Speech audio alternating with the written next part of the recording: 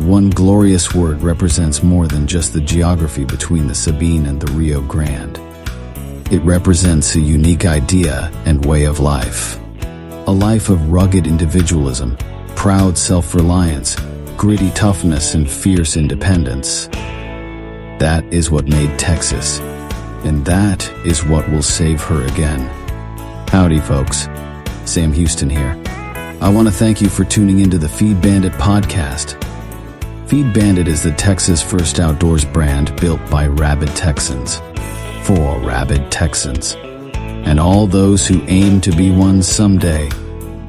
We unapologetically promote the ideals that shape our Texas pride and Texas first patriotism through our love of hunting, the outdoors, and the gear and apparel we create. Texas, above all else, preserve the tradition, protect the legacy. Check us out at feedbandit.com. And to repeat that great rallying cry from a former colleague of mine, liberty or death. Now, enough of my talking. Here are a couple of bandits that love Texas as much as I do. Enjoy. Howdy folks, Corn Bandit coming back at you with another solo Feed Bandit podcast. Welcome back, everybody. So hoping that your hunting season is going exceptionally well. Remember, anytime you are out there in the field is a better time in this misery of a city that we live in. For those of you like myself that reside in a city, and to have a nice reminder that I live in this big city as I received my property tax bill the other day. And as I shaved off a couple of centimeters of enamel, gritting my teeth, I said to myself, one of these days, instead of seeing Collin County, as I like to say it, Collin County, maybe it's going to say a different county, like Llano County or Briscoe County or something of that nature. Wouldn't that be fun?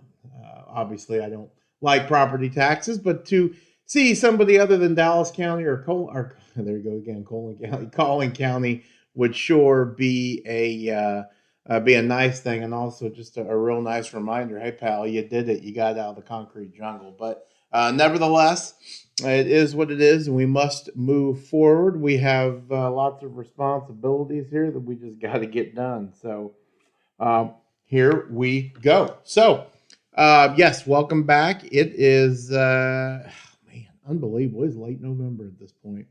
I hope you all, as I said earlier, been out there in the field, been getting some good blind time. Whether it be in the duck putt or in the deer blind. Been seeing a couple of some nice pictures people have been sending us. So awesome to see all those results, and naturally keep up the good luck and keep getting the kiddos out there too. In fact, coming up here, maybe next week, or I can't really remember. I don't really know yet. Rather, I need to record because my daughter, my oldest daughter, Abby, 13-year-old, had a very large event happen. So maybe we'll actually record that tomorrow. So really good one, proud papa moment for sure. But and until then, we'll cover some other stuff. So opening season of the Central Texas or North Texas duck season has opened, and boy, not off to a good start. I'm actually starting a little video blog or a vlog or whatever the heck it's called, just kind of documenting the trials and tribulations of a duck hunter in my particular area. And of course, I'm sure there's so many more fellows out there that that can relate. But it's kind of funny because the opening day of duck season in our zone was November 9th, so I did a little stupid corny intro like you see all the the YouTubers and whatnot doing, and then the next time I turn on the camera, you can see my face perfectly fine, and it's bright as can be, and I only saw 3 ducks. So obviously not the best start that we want, but man, just talk about nothing you can do. That's definitely what we're up against. What was really frustrating is a couple of weeks before that, we actually were down at the Rancho Bandido doing some doe shooting there in October. Again, we're under MLDP, so we can certainly do that with a rifle. But naturally, I was dove hunting, and had a lot of duck action. I mean, a lot. I mean, they were stacking up. A lot of blue wing teal, which was kind of cool to see. A lot of late arrivals in the blue wings, as we've always talked about. Kind of, they're the first ones that they head down to Colombia and Mexico. They got the furthest way to go, so they're the first ones to get up and move when that first little pook of cold weather hits. But a lot of widgeon, a lot of gabwall, probably some mallards in there as well. So, obviously very cool to see all those ducks. I knew that they would not hang around for the opener because we had some little fronts coming in, et cetera, et cetera. And of course, not to toot my own horn, as they say, but I was right because boy, come the opener, it was really quiet. And so anyway, is what it is. Nothing we can do about it. And moving on, we've had a couple of fronts since then, but nothing too crazy. So coming up on a Thanksgiving weekend, normally a pretty good duck hunting season for me, or time frame rather. So I want to go back real quickly with you all on air right now, and let's look how I did. Oof, yeah. Let's look how I did last year. Okay, so Saturday, November 25th, 2 ducks. Would this be Thanksgiving morning, 3 ducks. Let's see. I shot a mallard. Good for me. A gadwall and a green winged teal. And then let's see. So man, look at this. Wednesday, November 22nd, 4 ducks. That's almost a limit. 2 green winged teal and then 2 widgeons. Very cool. Yeah, so that's what we did. Looks like we ended up with quite a few, which man, that would, gosh, that would sure be nice. I can't necessarily say that that's going to happen, but needless to say, we're certainly going to try. Yeah, so let's cheat here. Let's go into November. Let's go into December, shall we? And boy, this is pretty dismal. So let's see. December 2nd, I went out and I shot 1 duck in December. And of course, it was the teal. And then look at this. Wow.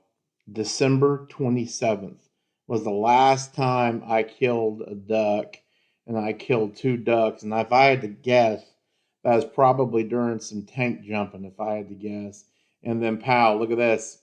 Here we are into 2024. So, man, not a good duck season for me at all. You know what? Since we're engaged here, let's just go look at it. How many did we get last year? 12. 12 ducks total. That is pretty poor. Of course, it's not all about the numbers. The year before it was 14. Year before that it was 18. And let me guess, the year before that, what was it? Let's see, year before that was 33. Holy God. So yeah, wow. And the year before that, 38. Wow. So that is actually crazy. You can literally see the trend of me going downhill. Now, I know what some of you are probably snickering about. Yeah, you can't shoot worth crap. Well, listen, that's entirely possible, but not likely. I think I'm actually becoming a quote unquote little bit better shot, at least calmer. That's for sure. And it's not as though I'm hunting any less. I mean, you could definitely make the argument for dove, but really the past 4 or 5 years, I have hunted about the same amount when it comes to deer and ducks and whatnot. So, man, this is kind of crazy. I just was going through this data that I've recorded because I'm anal like that, just to see how I've done, and you can clearly see a drop off. 38, 33, 18, 14, 12. It got so this year. I mean, this year. Let's see if we're following the pattern here. Let's see. This last year was 12, so this year's got to be 10. I mean, that sucks. But I will say I already have 1, so I'm going to try to do better than that this year. But that's really crazy. And so what do we contribute that to? Well, of course, the big thing is migrations. It's definitely not duck numbers. That much I know for a fact. I mean, duck numbers are doing pretty darn good. But it's got is there a move in that migration line? In other words, are the birds, going more easterly or more westernly from where we are? And if so, why?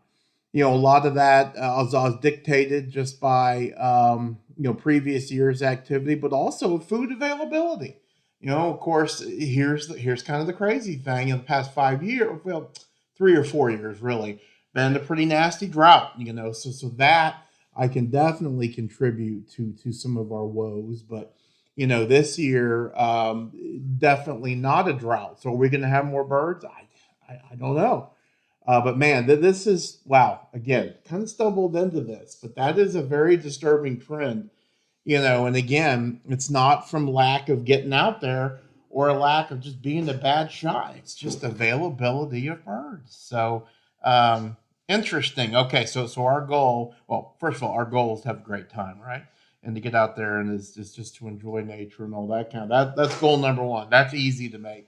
Goal number two, we got to buck this trend. We got to get over 12 birds this year, and I already got one in the bag. So, and that will be a blue winged teal. So, let's see what we can do to make that happen. As far as the tank that I'm hunting is concerned, just hunting that typical main tank at Rancho Bandido, it's perfect.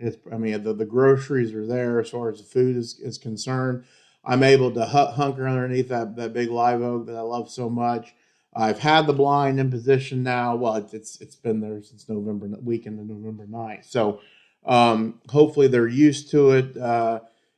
Not receiving good reports of birds down there, but we've got some fronts coming through right around Thanksgiving actually. So it's going to be kind of cool because we're supposed to head down there on Sunday. I think the high's like something ridiculous, like 78. And it just kind of drops throughout the week. So we'll see if we can.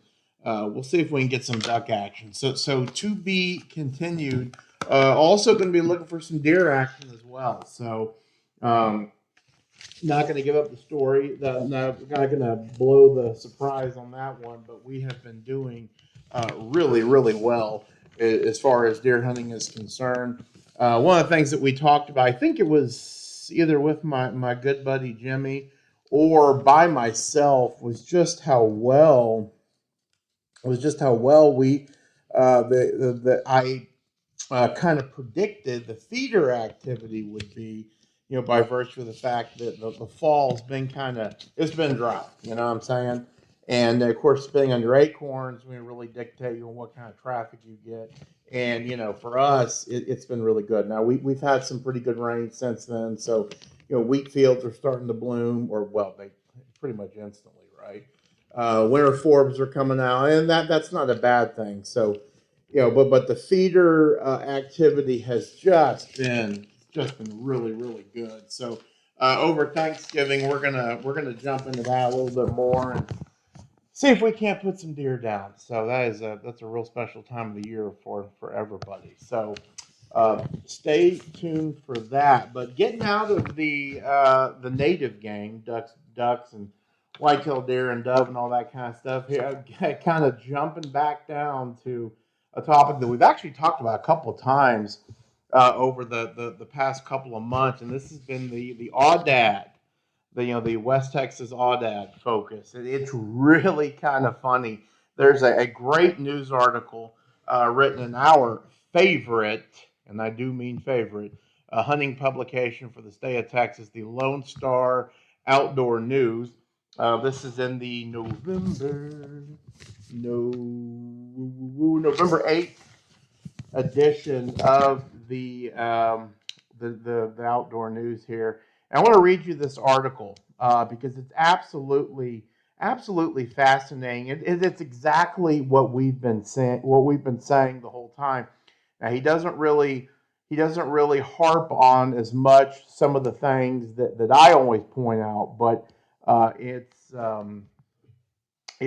very, very similar. So let's see. The aoudad of West Texas have become something of a cash crop in a new documentary video series episode, Connecting the Dots. West Texas is the name of it. Blood Origins creator Robbie Kroger, a native of South Africa, examines the impact of hunting, particularly aoudad hunting, on far west Texas ranches and communities. Sound familiar, folks? In the 43-minute YouTube video, Kroger conducts in-depth interviews with rancher Wendy Roderick of the Nail Ranch, residents from Alpine, Marfa, Presidio, and Tom Davis, the ranch manager of Ceblo Creek Ranch, along with West Texas guide Wes Mundy. He says ranchers shared that while cattle ranching pays the bills, the volatile industry has its ups and downs. Hunting, especially aoudad hunting, creates a cushion to make it through the tough years and provide profit in lean cattle years. Now, that's really important, guys. And that's something that I had talked about quite a few times, because remember, out there, the carrying capacity for cattle, especially during a drought, is horrendous. Okay, in far west Texas, Trans-Pecos area, you're looking at an average carrying capacity of 1 unit per 100 acres. All right, so what does that equate to? 1 mama cow and 1 calf per 100 acres. Okay, do the math. Okay, that is not much, and that's just natural. That's just feeding on, natural grass, things of that nature. Okay, so the carrying capacity is not very good. Whereas Rancho Bandido is more like 6 to 8 units per 10 or 15 acres. Okay, or something of that nature. I actually may have totally butchered that, but it's a hell of a lot better than what it is out there in West Texas. So let's say Davis and Mundy said hunters raise the importance of conservation and connection to the land. And he says we need to control aoudad population. They compete with cattle and other animals for food. Kind of wish he would have expounded on that, because obviously other animals. It's not as though we're just talking about whitetail deer in Kerr County. Not discounting our deer friends, our deer whitetail friends in Kerr County, but we're talking about mule deer here, and of course the Texas talking about mule deer, and of course the Texas bighorn. So naturally we've got a lot of it's a little bit, in my opinion, more serious of a competition issue, given the fact that again, mule deer aren't in trouble per se, but it's not whitetail deer in the hill country. We need to control aoudad populations. Okay, I already covered that. But the hunting is drought proof. The aoudad will live whether it rains or not. Townspeople agreed the communities will all benefit from hunters, as the towns have the greatest needs when it comes to economic development, with every slice of pie playing a pivotal role in the survival of the community.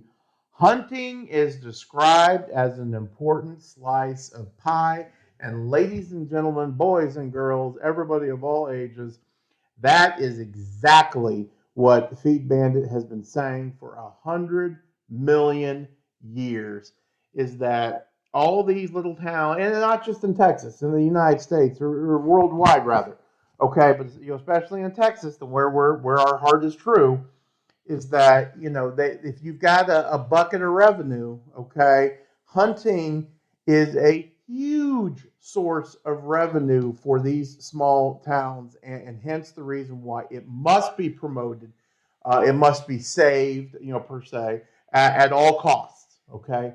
And man, oh man, oh man, this was a great piece, and of course, as always, I commend the folks at Lone Star Outdoor News, because this is a great article that really talks about, again, the pros and cons of aoudad. I wish they'd interview me, because I'd go into a little bit more, kind of ripping on our dear Barbary sheep friends. But I actually kind of got into a little lively debate with some folks on Facebook the other day, because there was a study done about aoudad, and I had kind of said, like what I normally tell you all, right, about, and some guy said, well, they don't make as big of an impact as you think, and I think this was just in regards to the actual feeding habits or no, excuse me, just to the overall impact of aoudad. But something else that a lot of people don't really talk about a lot, and we've talked about it though, because you and us are our smart audience, is being that aoudad are sheep, so are bighorn sheep, right? So you've got the chance of spreading disease out there, things of that nature, and we're not just talking all the normal diseases that the wild animals get. We're talking stuff that the sheep get, the mutton gets. Yeah, I don't know, but anyway, obviously just a really, really cool piece. So again, Lone Star Outdoor News, one of our absolute favorite news publications. Fantastic. So, oh, what else? What else do we have? What else do we have here? Oh, here's a little tip for you. A lot of people, again, this is late November, and I hate to say that because it means the clock is ticking, right? Late November, something of that nature. But just want to remind everybody, if you're going to your hunting lease or your ranch or your grandpa's farm, wherever you get your outdoor experiences, want to encourage you, especially those with little kids, to if you've got acorns in your neighborhood, encourage your kiddos. Okay, I used to do it all the time. Strapped a couple of Home Depot, but they weren't Home Depot. I think it was Ace Hardware buckets at the time to my bike, and I went out and collect acorns by the dozens, and brought them down there, and we planted a bunch. Of course, this was in Throckmorton County, which our area, Throckmorton County, was all mesquite trees. Okay, it didn't have a single oak tree, so really kind of funny. We'd put the acorns down there, and the animals would just pound them. Although, to my knowledge, they had never had an acorn. So I always thought that was kind of unique. But something that me and my daughters like to do, we love to, especially my youngest daughter, who's 9 now, which kills me. We love to pick up acorns in the backyard, and we got some red oaks and live oaks. And even though, yes, both are oak wilt problems, unfortunately, I don't have bur oaks or chinkapins or blackjack oaks near me. Actually, that's not true. I got a few that I'll get some acorns from them, but we go out there and we put them out there for the animals. So, great, something really fun to do, instead of just hanging around the cabin, okay, or out there shooting or in between hunts. That's something really fun to do. Talking about shooting, though, something really, really fun to do, if you can, of course. Don't throw that pumpkin away. Blow it away. That's right. Yeah, if you go onto our YouTube page, which I encourage everybody to go onto our YouTube page. Oh my gosh, excuse me. Hold on. There we go. Yeah, I encourage everybody to go onto our YouTube page, which is Feet Bandit something or another YouTube. We've got like 140 plus videos on there. Can you believe that? And listen, a lot of them they're not professionally done, and that's kind of what we like about them, right? Because they're just real raw videos of real raw experiences, and it's a lot of fun. But we've got a short in there about us blowing pumpkins to pieces. So, yeah, don't throw them away, blow them away. Pumpkins make great targets for kids. And, hey, man, anything you can do to get your kiddos involved in the outdoors, whether it's murdering innocent pumpkins or, out there planting acorns, throwing acorns out there is tremendous. And it is our duty as outdoors men and women to get that done. So anyways, that is all I have for you today. Happy Thanksgiving to everybody. Again, guys, really appreciate the comments and suggestions. Keep them coming in. We really do. We like listening to them. We like hearing them. And we hope you all enjoyed this one. And as always, have a good time in the outdoors and support your local feed store. Well, I hope the Bandits gave you an interesting episode that either entertained or educated you. Or better yet, both. Hell, I told them this podcasting thing looks harder to do than defeating Santa Anna. So if you would, please help them out by sharing it with all your like-minded friends to help the Bandits get the word out. And don't forget to check us out at feedbandit.com and grab some gear and apparel to support the cause of Texas. Remember, Texas, above all else, preserve the tradition, protect the legacy, Finally, as I said some time ago on the eve of the great battle, and I vigorously repeat here again, be men, be free men, that your children may bless their father's name. Well, fellow bandit, until next time.